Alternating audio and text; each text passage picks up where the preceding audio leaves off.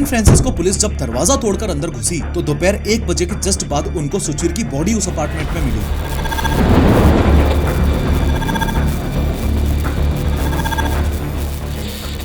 हर दूसरी माँ की तरह सुचीर की माँ को भी चिंता होने लगी और उन्होंने सुचीर को बोला कि तुझे अकेले नहीं जाना चाहिए था। इनफैक्ट न्यूयॉर्क टाइम्स और दूसरे पब्लिशर्स को इस बात से भी बहुत बड़ी प्रॉब्लम है कि चैट जीपीटी कई बार आंसर्स को हेलुसिनेट कर देता है। इस थॉट के साथ सुचीर की माँ ने मंडे को भी यानी कि 25 नवंबर को भी पुलिस को नहीं बुलाया। 22 नवंबर को जब आखिरी बार सुचीर की माँ की बात सुचीर से हुई थी तो वो एकदम खुश था। तो अचानक कुछ ही घंटों में ऐसा कैसे हो सकता है कि वो बंदा अपनी जान ले ले। सुचीर की माँ दौड़ के गई और उनसे पूछा तो उन्होंने बताया, लेकिन हर बार की तरह शुरू से शुरू करते हैं। इंडियन अमेरिकन परिवार में पिता बालाजी रामामूर्ति और मां पूर्णिमा राव के घर जन्मा ये इंटेलिजेंट बच्चा सुचीर बालाजी जब 2 साल का हुआ तो पिता के हिसाब से मोर देन एवरेज था, लेकिन अपनी मां के हिसाब से ये बच्चा एक जीनियस था। 2 साल की उम्र में ये बच्चा कॉम्प्लेक्स सेंटेंसेस फॉर्म कर लेता था और 5 साल की उम्र तक आते आते हार्डली कोई मिस्टेक्स किया करता था। आगे इस वीडियो में 3D एनिमेशन की मदद से जब मैं आपको सुचीर के आखिरी दिन की पूरी टाइमलाइन बताऊंगा तो आप और ज्यादा रिलेट कर पाओगे। लेकिन फिलहाल ये समझो कि स्क्रैच नाम की विजुअल प्रोग्रामिंग लैंग्वेज का इस्तेमाल करके ये सुचीर बालाजी सिर्फ 11 साल की उम्र में ही कोडिंग करने लग गया था। सुचीर की माँ जो खुद सॉफ्टवेयर इंजीनियर रह चुकी हैं, उनसे इतनी छोटी सी उम्र में ही सुचीर ऐसे सवाल किया करता था जो उनके सिर के ऊपर से ही निकल जाते थे। इस हाईली इंटेलिजेंट सुचीर ने सिर्फ 14 साल की उम्र में ही चिप डिजाइन पर एक साइंस पेपर भी लिख दिया था। आगे आने वाले दिनों में सुचीर ने काफी प्रोग्रामिंग कॉन्टेस्ट में हिस्सा लिया, कुछ में चैंपियनशिप जीती और कुछ में अच्छी रैंक्स हासिल की। प्रोफेशनली सबसे पहले 1 साल 1 महीने के लिए सुचीर ने कोरा में एज अ सॉफ्टवेयर इंजीनियर काम किया, फिर अलग अलग 3-4 कंपनीज में इंक्लूडिंग ओपन एआई इंटर्नशिप्स की और फिर आखिरकार नवंबर 2020 में, हाँ वही समय जब ओपन एआई एक नॉन प्रॉफिट ऑर्गेनाइजेशन हुआ करती थी, उन दिनों सुचीर बालाजी ने ओपन एआई को फुल टाइम ज्वाइन कर लिया। 2 साल तक सब कुछ एकदम ठीक चला। सुचीर और ओपन एआई का विजन आपस में मैच करता था और इन दोनों ही सालों में ये हाईली इंटेलिजेंट लड़का ओपन एआई में एक हाईली वैल्यूएबल एम्प्लॉय के रूप में उभर कर आ रहा था। इनफैक्ट ओपन एआई के को फाउंडर और फेमस कंप्यूटर साइंटिस्ट जिन्होंने खुद भी ओपन एआई को इसी साल अगस्त में छोड़ दिया, मिस्टर जॉन शुल्मन, वो भी सुचीर बालाजी की तारीफ करते हुए कहा करते थे कि सुचीर बहुत केयरफुली और रिगरसली डिटेल्स के बारे में सोचता है। बाकी लोगों की तरह वो ग्रुप थिंक से अलग ही सोचता है, यानी कि भीड़ चाल से हटकर सोचता है। ध्यान देना कि जॉन और सुचीर दोनों ने ही ओपन एआई को कुछ महीने पहले अगस्त 2024 में छोड़ दिया था। पर सुचीर के ज्वाइन करने के 2 साल बाद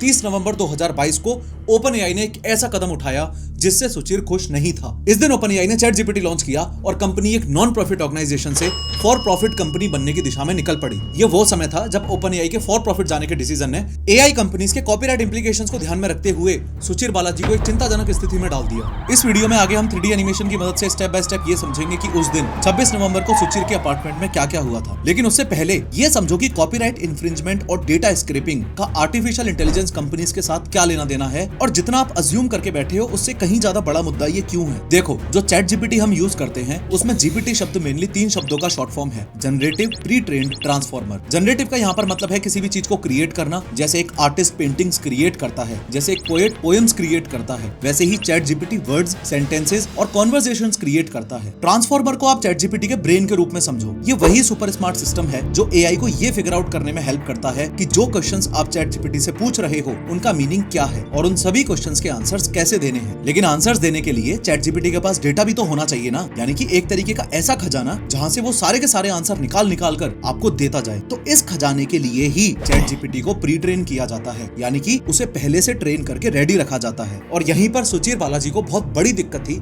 कि ओपन एआई अपने चैट जीपीटी को प्री ट्रेन करने के लिए जिस डेटा का इस्तेमाल कर रहा है वो डेटा तो किसी और की अमानत है। यहाँ तक कि ओपन एआई के फॉर प्रॉफिट होने के बाद बालाजी अपनी माँ से हालचाल की बातचीत करते हुए फोन पर भी यही बोला करता था कि ओपन एआई गलत तरीके से इस रेस को जीतने की कोशिश कर रहा है और देखना एक दिन ओपन एआई बैंकरप्ट हो जाएगा। बालाजी तो फिर भी ओपन एआई के काम करने के अंदर के तरीकों के बारे में जानता था, पर नोट करने वाली बात यह है कि दुनिया में सिर्फ सुचीर थोड़ी है जिसको ओपन एआई के डेटा ट्रेनिंग करने वाले तरीकों से प्रॉब्लम है। जिनका डेटा चोरी हो रहा है वो खुद इन कंपनीज के खिलाफ भर भर के लॉसूट्स फाइल कर रहे हैं। जैसे हाल ही में न्यूयॉर्क टाइम्स ने भी माइक्रोसॉफ्ट और ओपन एआई के खिलाफ केस किया था, क्योंकि ऐसा माना जाता है कि इन दोनों ही कंपनीज ने अपने लार्ज लैंग्वेज मॉडल्स को ट्रेन करने के लिए बिना न्यूयॉर्क टाइम्स की परमिशन लिए उसके आर्टिकल्स का यूज किया था। इसी तरह बिना लाइसेंस के ANI का न्यूज कंटेंट यूज करने के लिए ANI ने भी OpenAI पर केस किया हुआ है। न्यूयॉर्क टाइम्स ने तो OpenAI के खिलाफ किए हुए लॉ सूट में अभी तक $1 मिलियन पहले ही गंवा दिए हैं, लेकिन कोई निष्कर्ष निकल कर नहीं आ रहा है। सवाल तो अब ये भी है कि न्यूयॉर्क टाइम्स को पता कैसे चला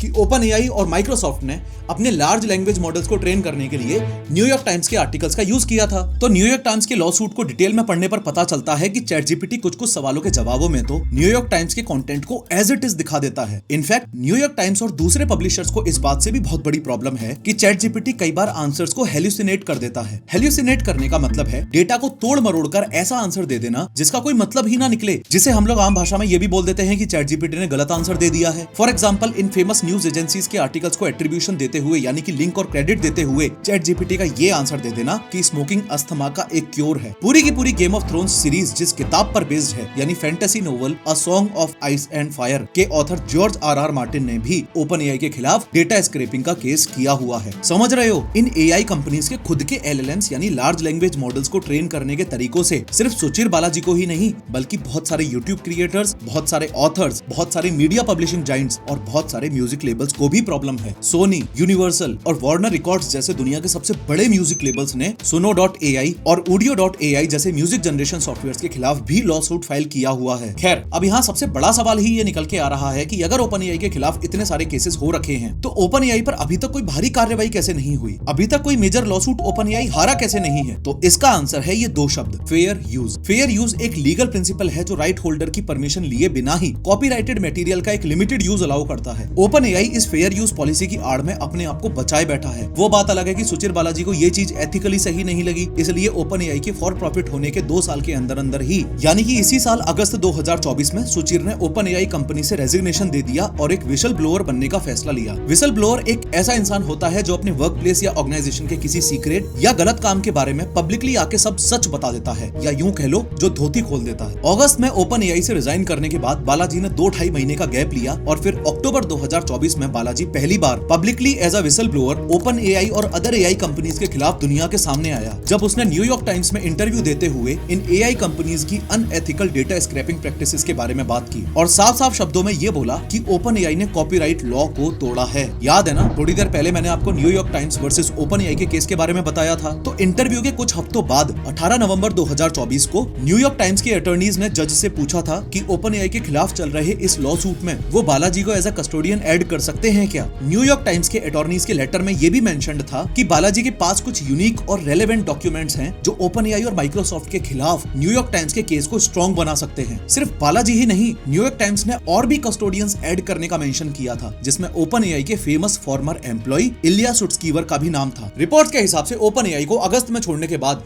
बालाजी ने कोई भी और कंपनी ज्वाइन नहीं की थी। अपने पेरेंट्स से फ्यूचर का डिस्कशन करते वक्त बालाजी सिर्फ ये बोला करता था कि वो किसी पर्सनल प्रोजेक्ट पर काम कर रहा है, he is working on something cool, और बहुत जल्द मेडिकल AI के फील्ड में वो कुछ नॉन प्रॉफिट भी लॉन्च करने वाला था। बालाजी ने जब OpenAI कंपनी को छोड़ा तो वहां नौकरी करने के लिए बालाजी की मां ने उसे बिल्कुल भी फोर्स नहीं किया, क्योंकि इस कंपनी के फॉर प्रॉफिट जाने के बाद स्पेशली 2023 और 2024 में बालाजी का एंथुजियाज्म OpenAI को लेके एकदम फेड ऑफ होता जा रहा था और फ्रेंड्स और फैमिली से बात करते वक्त वो कई बार CEO सैम ऑल्टमैन को भी क्रिटिसाइज किया करता था।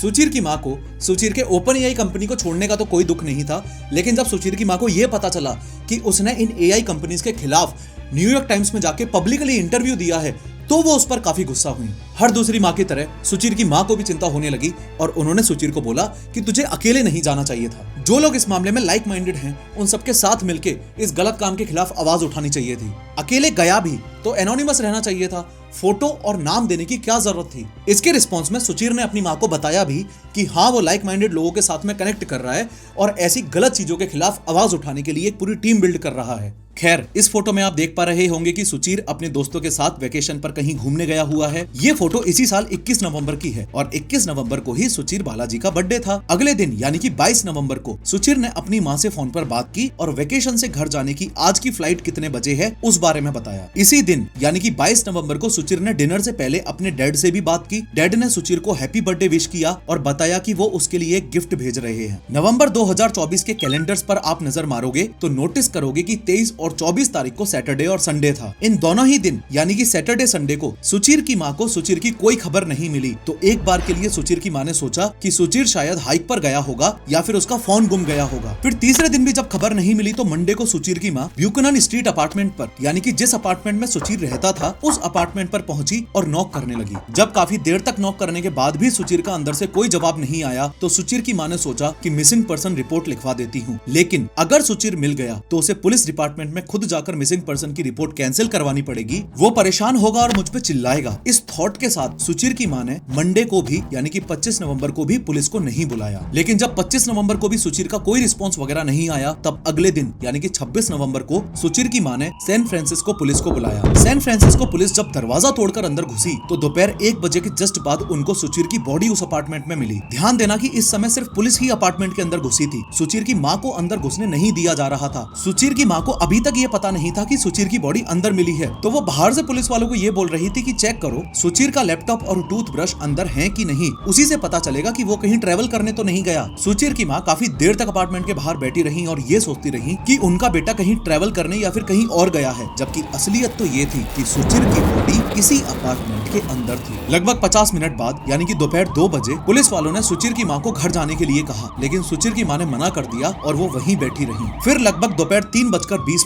पर एक लंबी व्हाइट वैन जिसमें लाइट्स चालू थी वो अपार्टमेंट के सामने आकर रुकती है। सुचिर की माँ इंतजार कर रही थी कि इस वैन में से शायद कोई मेडिकल हेल्प या नर्स निकल कर आएगी, लेकिन वैन से बाहर आया तो क्या आया, एक स्ट्रेचर। सुचिर की माँ दौड़ के गई और उनसे पूछा तो उन्होंने बताया कि उस अपार्टमेंट में एक डेड बॉडी मिली है। इस खबर के मिलते ही इस बेचारी माँ पर क्या बीती होगी वो आप सब सोच सकते हो। 1 घंटे बाद इस अपार्टमेंट के ऑफिस के अंदर मेडिकल एग्जामिनर और पुलिस ने सुचिर की माँ से 1-on-1 बात करते हुए ये बताया कि सुचिर ने आत्महत्या की है, कोई भी फाउल प्ले का सबूत नहीं है और सीसीटीवी फुटेज के हिसाब से सुचिर घर में अकेला ही था। लेकिन सुचिर के माँ बाप इस बात से बिल्कुल एग्री नहीं करते और उनका ये मानना है कि सुचिर की हत्या हुई है। सुचिर एक विसल ब्लोअर था और मैक्सिमम केसेस में विसल ब्लोअर्स के साथ यही होता आया है, they die under mysterious circumstances. 22 नवंबर को जब आखिरी बार सुचिर की माँ की बात सुचिर से हुई थी तो वो एकदम खुश था, तो अचानक कुछ ही घंटों में ऐसा कैसे हो सकता है कि वो बंदा अपनी जान ले ले। कुछ ही घंटों शब्द का मैं इसलिए इस्तेमाल कर रहा हूँ क्योंकि इंटरव्यू में सुचिर की माँ ने जो बताया